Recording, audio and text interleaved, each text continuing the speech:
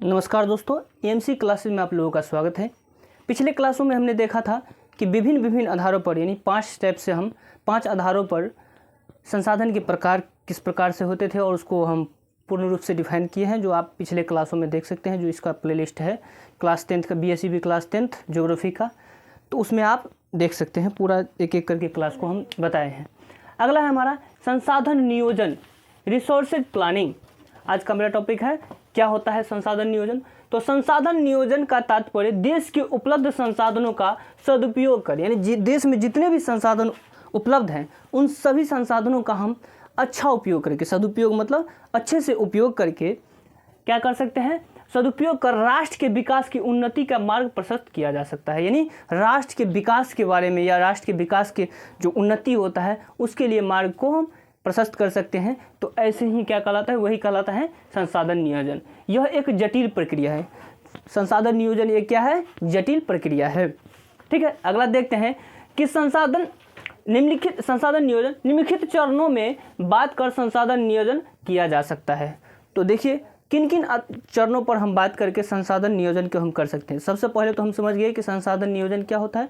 तो जो भी हमारे यहाँ उपलब्ध संसाधन हैं उसके उपयोग के सदुपयोग करके जो है संसाधनों के क्या करना है, तो उन्नति के मार्ग को प्रसाद, यानी देश की राष्ट्र के विकास के बारे में सोचना है या संसाधनों का उपयोग करके देश की उन्नति कराना है। यही क्या कहलाता है, संसाधन नियोजन कहलाता है।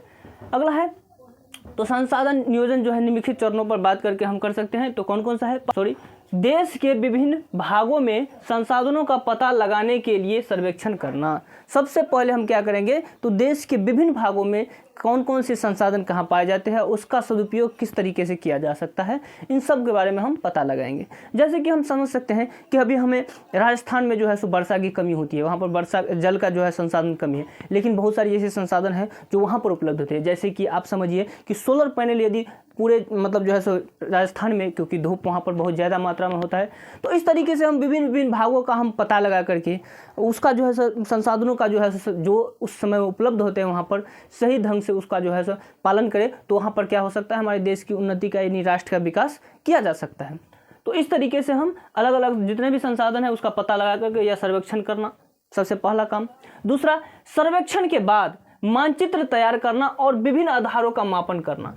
ठीक है, तो सर्वेक्षण करने के बाद एक मानचित्र तैयार करेंगे कि कौन कौन से स्थानों पर किस प्रकार के संसाधन की अवेलेबिलिटी है और कौन से संसाधन उपलब्ध नहीं है। इस प्रकार से हम क्या कर सकते हैं, जहां पर जिस संसाधन की कमी होगी वहां पर पहुंचा सकते हैं, या अधिक होने के मतलब जो है जब वहाँ पर संसाधन की उपलब्धता ज़्यादा होंगे तो दूसरे अन्य भागों में भेज सकते हैं। इस तरीके से हम उसका भी सर्वेक्षण करके मानचित्र तैयार करके उसका क्या कर सकते हैं, अलग अलग आधार पर मापन कर सकते हैं। अगला है संसाधन विकास योजना के लिए उपयुक्त प्रौद्योगिकी उपलब्ध कराना। अब देखिए संसाधनों के जहाँ पर किसी भी प्रकार की कमी है, संसाधनों की कमी है, तो उन क्षेत्रों में प्रौद्योगिकी का विकास करना, अलग अलग प्रकार से संसाधनों को कैसे विकसित किया जा सकता है, इन सब चीज़ों के बारे में लोगों को प्रशिक्षण देना, इन सब चीज़ों के बारे में क्या करना है, तो विकास करना ही क्या कहलाता है। अगला पॉइंट हमारा है संसाधन योजना के तहत उपयुक्त नियोजना के तहत ही हम क्या कर सकते हैं, उसके विकास में संसाधन विकास योजना के लिए ही उपयुक्त प्रौद्योगिकी उपलब्ध कराना होगा। चौथा पॉइंट है हमारा राष्ट्रीय विकास योजना और संसाधन विकास योजना के बीच सामंजस्य स्थापित करना। यानी जितने भी राष्ट्रीय विकास योजना होता है और संसाधन विकास योजना, ठीक है, दोनों के बीच में क्या करना होगा, तो एक संबंध स्थापित करना होगा, और जो कि अच्छे से संबंध बनेगा ताकि सामंजस्य बढ़ेगा और विकास और तेज़ी से हो पाएंगे। दोनों यदि मिल करके विकास करेंगे तो उस स्थिति में जो है सब विकास और भी ज़्यादा मात्रा में होंगे।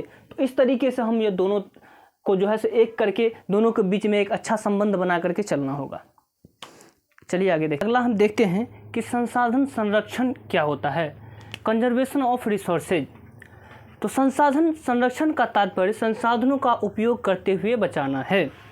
संसाधनों का उपयोग करते हुए बचाने का तात्पर्य है कि हम संसाधन को, ऐसा नहीं है कि संसाधन है मेरे पास, खाना है, पानी है, हम उसको पिए बिना, उसको बचाते बचाते बिना पिए ही मर जाए, नहीं, उसको पीना भी है और साथ साथ बचाना भी है।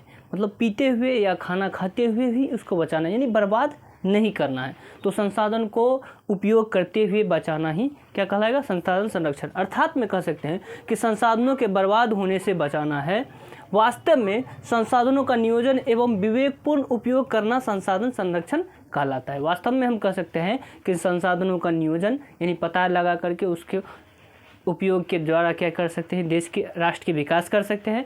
और विवेकपूर्ण उपयोग करना यानी विवेकपूर्ण ढंग से इसका उपयोग करके संसाधनों करना ही क्या कहलाता है, संसाधन संरक्षण कहलाता है।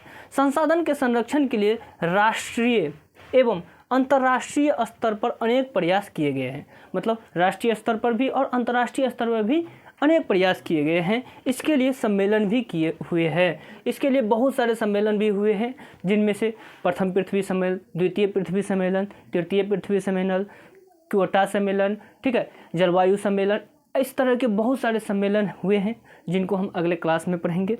ठीक है, तो आप हमारे इन्हीं तरह के कंटेंट जो क्लास 10th के बिहार बोर्ड के जितने भी कंटेंट चाहते हैं सोशल साइंस में, तो आप हमारे यूट्यूब चैनल EMC क्लासेस के साथ जुड़े रहें और साथ ही हमारे चैनल को सब्सक्राइब करके रखें ताकि जो भी वीडियो हम सबसे पहले डालें वो आप तक पहुँचे।